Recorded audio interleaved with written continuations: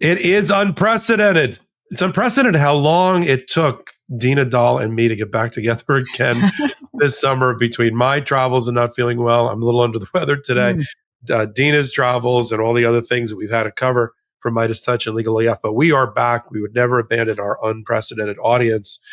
We love you and support you, and we know you do the same for us. So this is a show that's devoted to the United States Supreme Court and the things leading into the United States Supreme Court.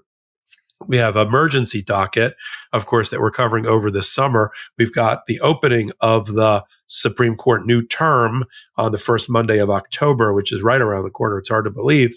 We're going to do a kind of a forward-looking episode that you won't want to miss next week, where we talk about what's on the docket already, the top 5 or 10 cases that we know are going to be heard on the regular docket. When I say regular docket, I mean writ of certiorari, 3 briefs, a full record, oral argument. We'll put them up live on Legal AF, like old school way that they used to make decisions before Donald Trump just started flooding the zone with a fire hose of emergency applications that this court invites, basically, at least the MAGA right wing.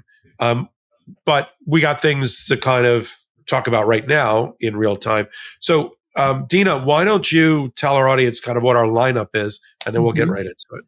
Yeah, so our lineup is we're going to talk about the 60th anniversary of the Voting Rights Act this week, and the Supreme Court seems poised to gut Section 2, a critical component which basically protects the dilution of somebody's right to vote.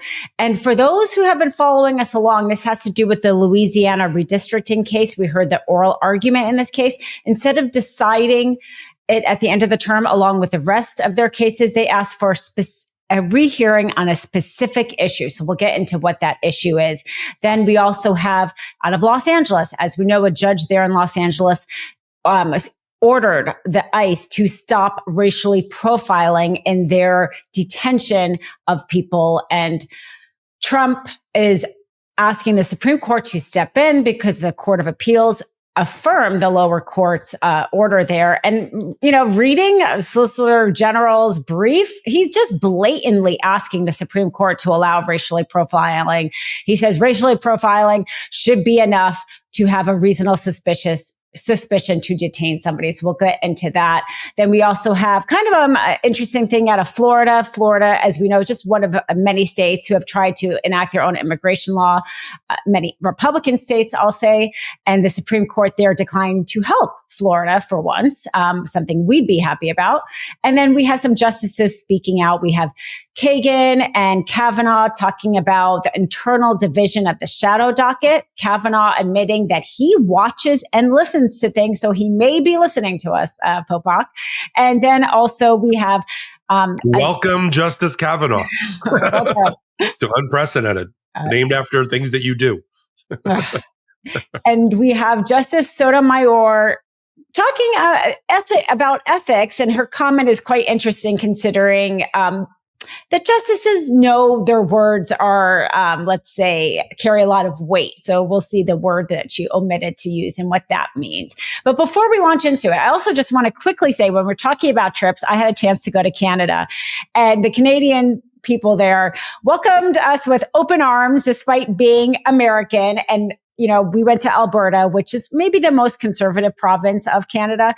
And so I was a little bit afraid. I was hoping there weren't going to be too many Trump supporters, but it was the opposite. People telling us, we're going to come visit you in 3.5 years and all this great stuff, commiserating with Canadians there. But also, you hear news reports about... we have a photo of this, don't we? I do. And I just want to tell you, shopping. I loved how, you hear about the news reports that it always marks, things that are owned in Canada. But I have a picture. So many stores we went into showed, let's see if the picture goes up or not, that this is Canadian owned, every little piece. And I was proud to buy Canadian when I was in Canada. So shout out to the Maple Midas and the Maple Legal AFers. Yeah, listen, I just did a nice hot take about what Prime Minister Carney smartly is doing.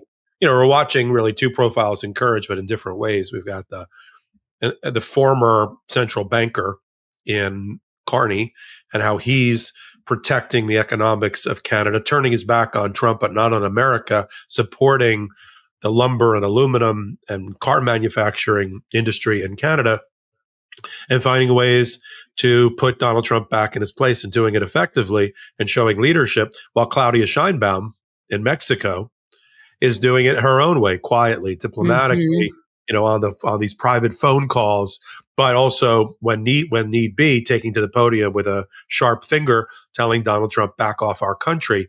And you're watching, I think the world is watching, how these two slightly different styles of diplomacy are working. And I think working very, very well. Donald Trump has stopped abusing the dignity of Canada, calling for the 51st state like he used to do with Trudeau. And I think that's because of Carney. And he's never belittled Sheinbaum. I always said she's got his number. And just like Nancy Pelosi always had Donald Trump's number and always knew how to put him in his place. And he never trifled with her. Same thing's going on down in Mexico. So we love our expanded, we once did a poll, 138 different countries watch Legal AF or some version of it in the YouTube channel, and it is worldwide. And I'm going to touch on before we end the unprecedented today on just sort of I definitely want to comment on summer months are great because Supreme Court justices are out and about giving lectures and speeches, and I think that's very important. But this birthright citizenship thing, now that the fourth court, Judge Boardman today in Maryland, has issued the class action and the injunction that on June 27th, the Supreme Court said, we're not going to touch birthright citizenship just yet. It's not ripe yet for us, and we're not going to touch the merits, but we don't like universal or national injunctions being used by federal judges unless states are involved. Maybe we do those. You don't do those. We're like, but we do like class actions.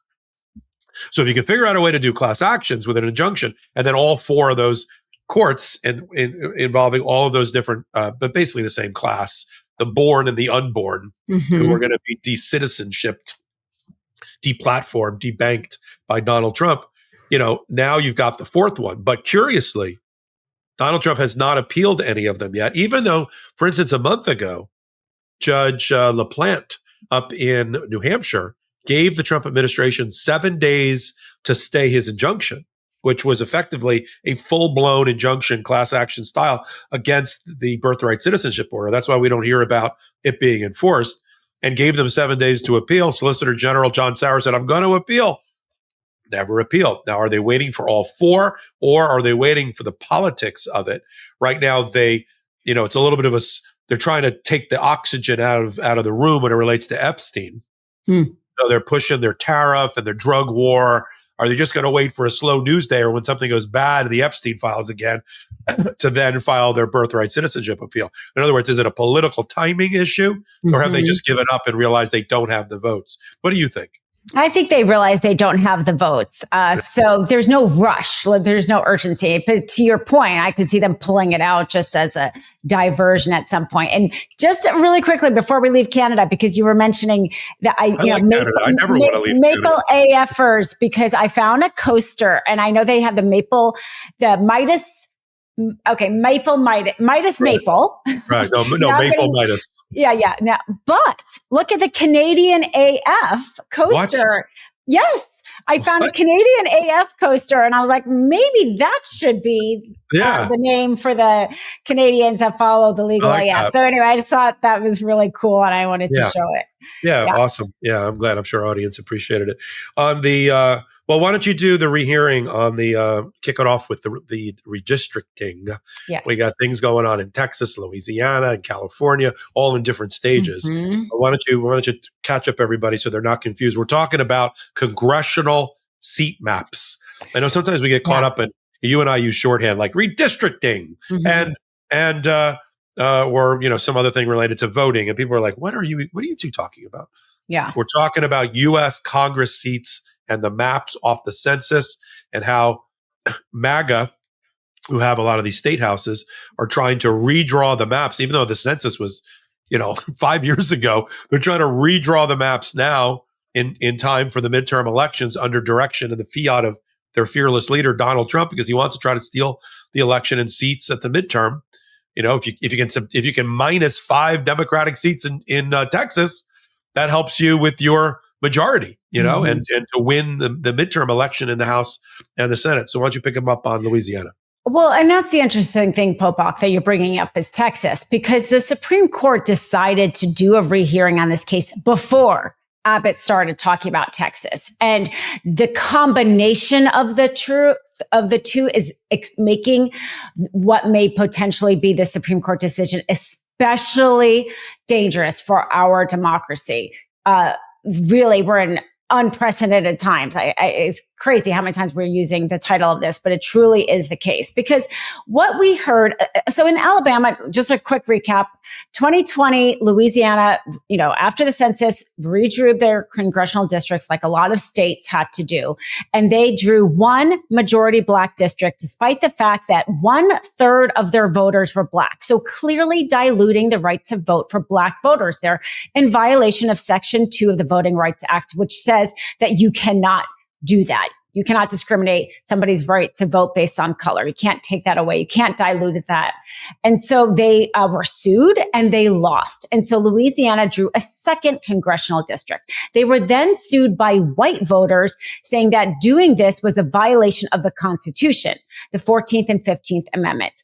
They also had other questions presented, not necessarily just that specific issue. During oral argument, we heard Justice Kavanaugh talk about the fact that he believed the consideration of race when you are applying Section 2 of the Voting Rights Act should have an end point. Now, this is the same man when I heard the oral arguments for Dobbs, when he said, shouldn't we just leave this right to privacy over a woman's body to the states?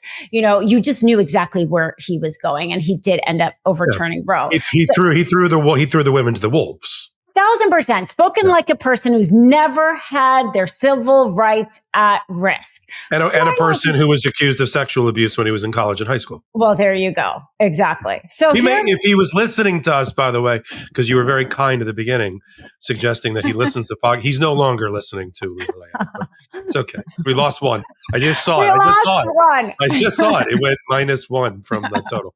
Okay. Well, Kavanaugh, if you're still on there, we're here. We're listening to you too, right? And we got your number. So here we go.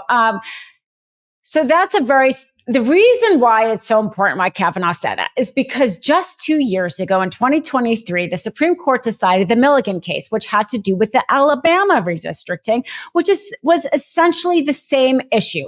Alabama redistricted after the 2020 census in a way that diluted the right to vote for Black voters there. And they corrected it. And the Supreme Court said, hey, Alabama, you did wrong. You need to redistrict. And Alabama redistricted. And it was done. And Kavanaugh was part of the majority. Roberts and Kavanaugh formed the majority with the liberal justices. So now you have just 2 years later, talk about you're supposed to not change the law every few months or every few years. The Supreme Court is supposed to be our steady, ship liner that never turns so we can have reliable law. Well, just 2 years later, they're looking at it again. And so the fact that Kavanaugh said that is why this is a 5-alarm fire, because it sounds like he may be switching. Now, it's not just what he said, though, because the interesting thing is when the Supreme Court put in its order, we want to hear it. And they said they want to hear specifically on the issues of pages. I did have it memorized at one point, but there was 2 specific pages in the white voters' briefs.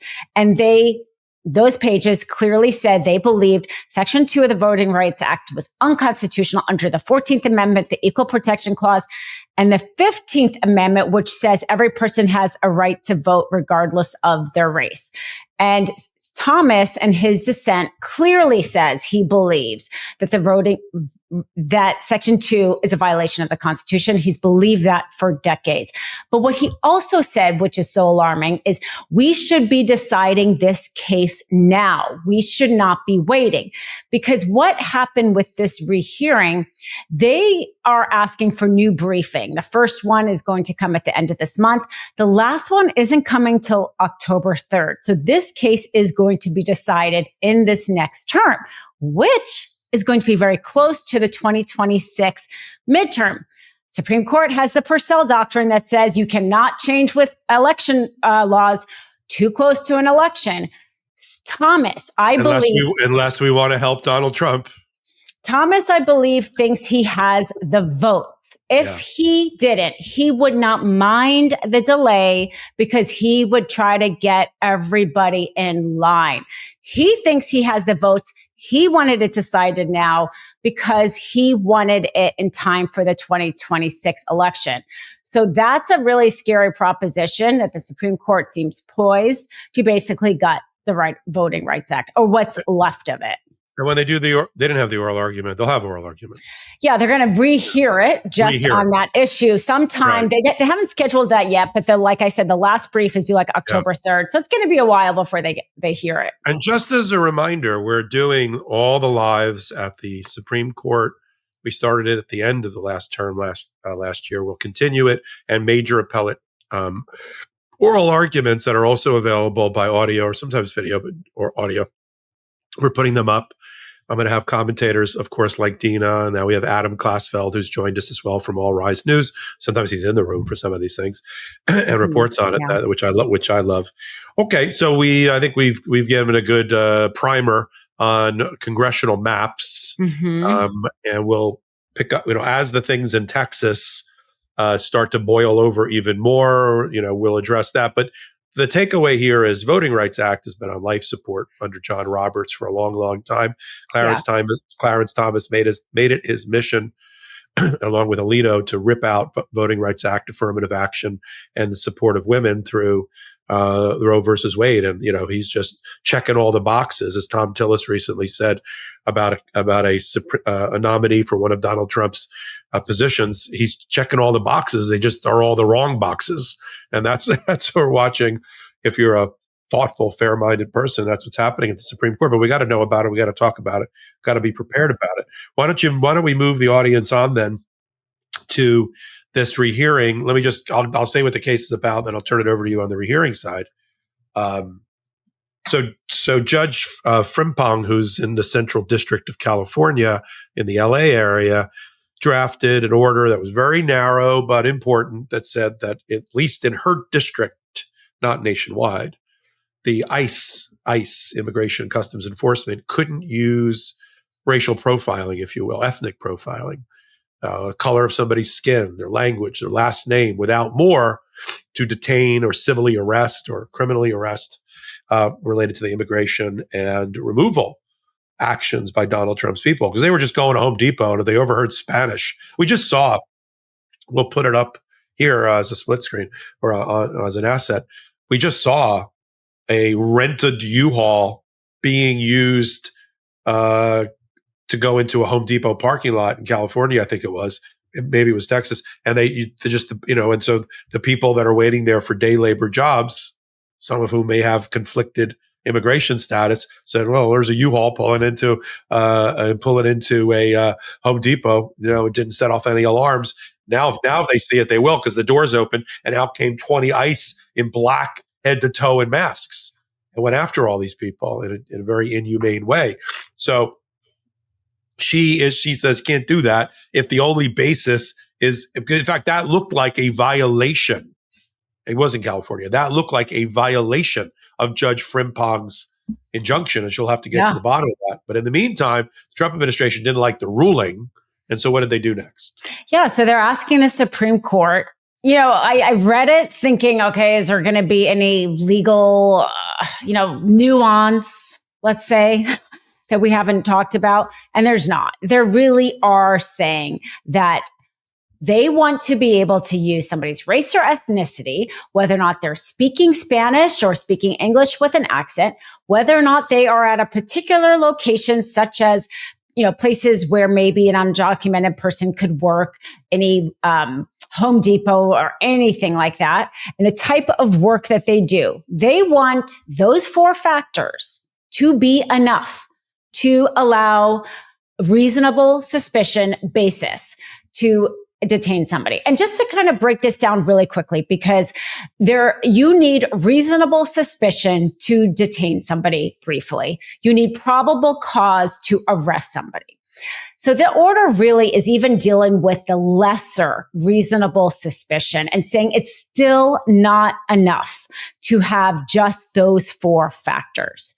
And it's racial profiling. I mean, the Supreme Court's spoken about racial profiling before. We had back in 2012, the Show Me Your Papers, right? In Arizona law, that state law tried to do, that was struck down by the Supreme Court. We have the sheriff there, our PO, who was struck down for racial profiling, and the Supreme Court declined to like bail him out, let's say. So the law is very clear about that. Racial profiling is not enough to form reasonable suspicion for law enforcement to detain you. It's not enough because we have something called the Fourth Amendment. We have a law against unreasonable searches and seizures. You could say, why can't the law enforcement like just go into everybody's homes, right? They're bound to find something in somebody's homes. But we have laws in this country that don't allow the police to just come into your home anytime they want. They can't come into your car anytime they want. They can't detain you anytime you want. And the reason why not is the Fourth Amendment. And it applies here. It applies to somebody even who's undocumented. It's very clear law. And the fact that the Trump is not even trying to make any kind of a nuanced argument. They're just hoping that this super conservative MAGA, whatever you want to call the Supreme Court, who's just giving Trump wins like candy, is going to give him yet another win. So this is definitely something to keep an eye out, because there's absolutely no reason for them to overturn the lower court orders. Pause. Interestingly enough, and this has to do with a little bit with Florida too, the argument, the one maybe let's say nuanced argument, or the new argument they make, is that the judge shouldn't have been allowed to do an order that affected everybody in the central district, right? That's where the judge oversees the central district, saying that this new ban on nationwide injunctions in the CASA decision also applies here. This is too broad. The plaintiffs there are also asking for a class action. But so that, I think this is going to be the new strategy. They did this also in Florida, is not only trying to attack maybe, let's say, the merits, but trying to get the Supreme Court to maybe expand even that CASA decision to limit even more what an individual judge can do. But yeah, this is where we're at. It's a really disturbing place that we have, a presidential administration literally asking the Supreme Court to allow it to racially profile people and their detainment of people on this soil. But that's where we're at.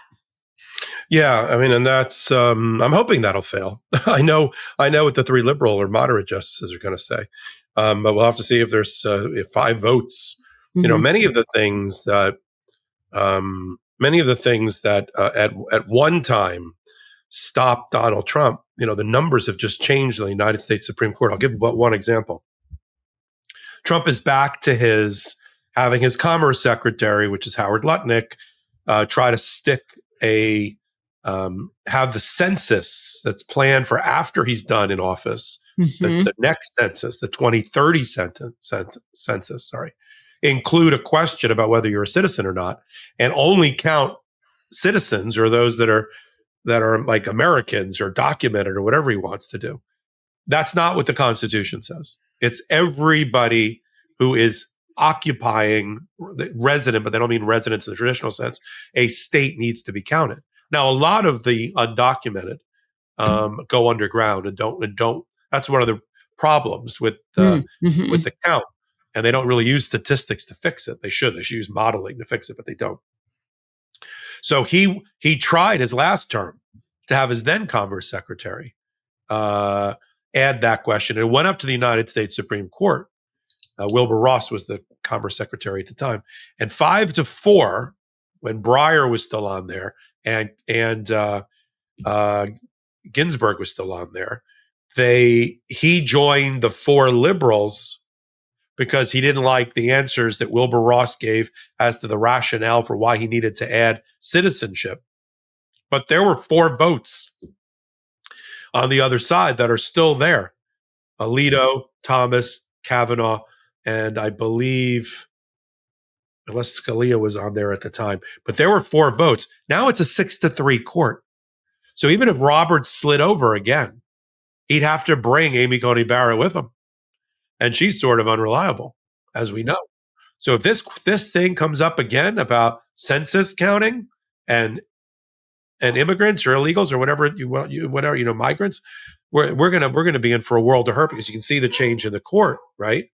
So Judge Williams, who's a very fine judge, federal judge down in Southern District of Florida, where I practice, she entered an order that found that DeSantis's harebrained idea that Florida could put on its state books a immigration criminalizing immigrants. So if you're a migrant or an immigrant or undocumented, you came into the state, you could be charged with a crime and a felony. And they arrested 25 people. There's a big problem with that under constitutional analysis. When Congress regulates in an area, we call it preemption or ouster. On that subject matter, they oust the states, and the states can't regulate on top of it. It's the federal arena. It's their province to regulate immigration. They have a very, we may not like it, but they have a detailed code book about the Immigration and Naturalization Act and other laws that are related to that. And that is what governs the people coming in and out of the United States, or being able to stay or not. You as a state, you don't have the right to say, yeah, they're doing that, but I'd like to do a little bit more or less. No. You can regulate in areas where the federal government hasn't spoken. Under the 10th Amendment, that's a power reserved to the state, But if the state decides they're going to regulate highway safety, they're going to regulate seatbelts and airbags, they're going to regulate fill in the blank, a state can't go, but in my state, you don't have to have an airbag, or you don't have to have a seatbelt. That's called ouster or preemption. So she said, look, this is pretty easy. You can't create a state criminal code related to immigration because it violates the federal laws, and you're out. They didn't like it. They took the appeal up to the United States Supreme Court, and what happened? So the Supreme Court declined to hear it, which was a win. It was a win again for those who thought this was illegal. And in that case, not only did they appeal it to the Supreme Court, basically saying they had this argument called mirroring. The state just mirrored the federal immigration, so it shouldn't be struck down. It was a completely new concept that is not actually baked in law. And the second thing was they were again pointing to CASA, the nationwide injunction thing, saying that the district court, this was applied to the law enforcement in a way it shouldn't. It was too broad of an injunction, and the Supreme Court just didn't buy either of those arguments. This is an area that's also very clear. Texas has tried to do the same thing, right? SB 8, making it a state crime to cross into Texas. As I mentioned, Arizona has done it before. This was at least a good ruling by the Supreme Court to kind of at least not throw away all of its jurisprudence and agree that, yes, in this case, federal law preempts. So at least a win there. Yeah.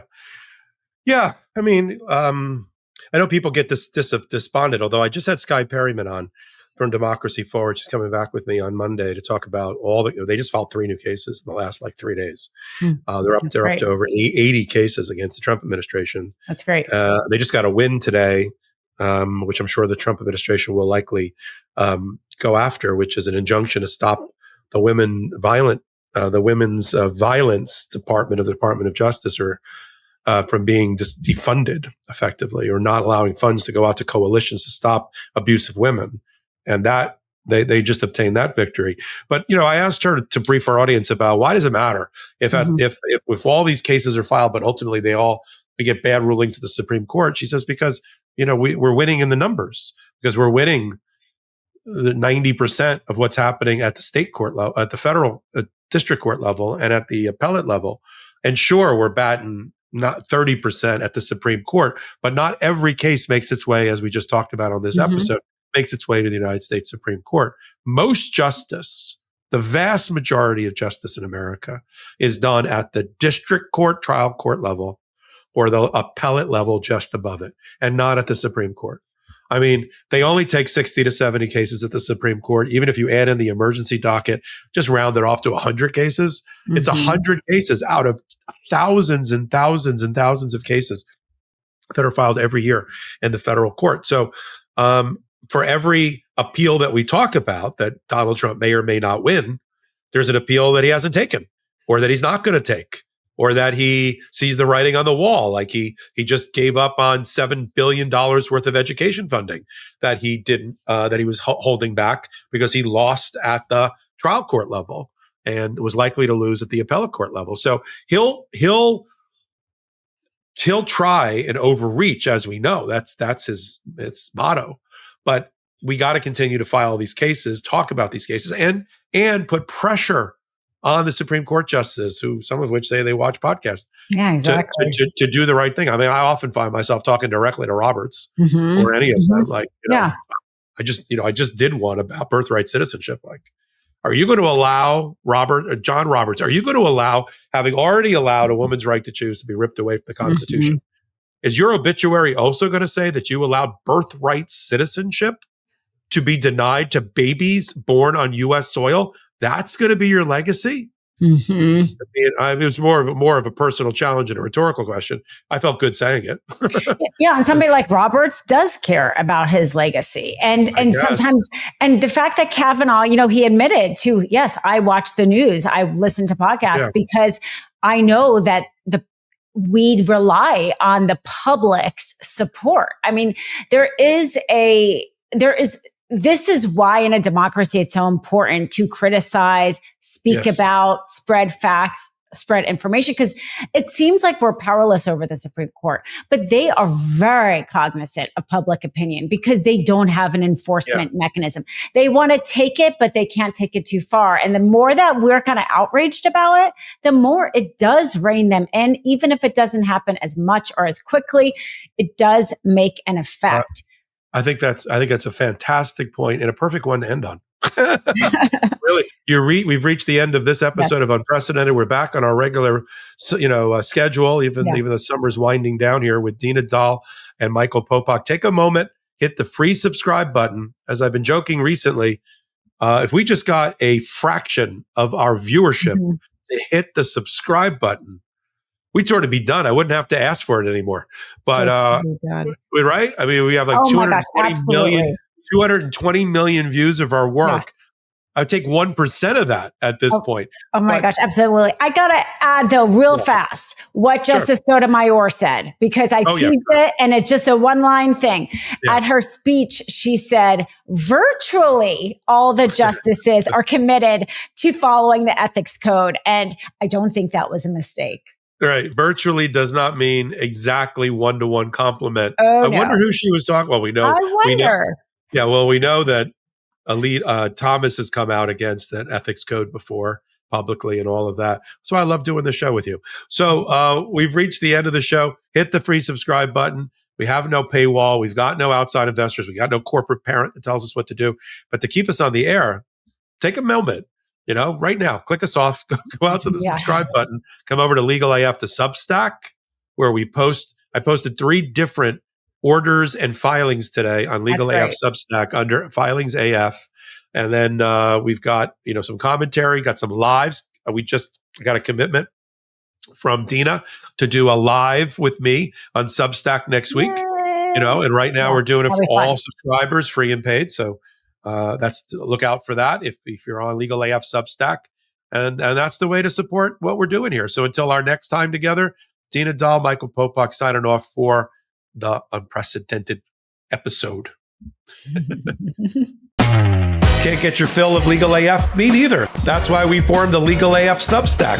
Every time we mention something in a hot take, whether it's a court filing or a oral argument, come over to the Substack. You'll find the court filing and the oral argument there, including a daily roundup that I do called, wait for it, Morning AF. What else? All the other contributors from Legal AF are there as well. We got some new reporting. We got interviews. We got ad-free versions of the podcast and hot takes. Where? Legal AF on Substack. Come over now to free subscribe.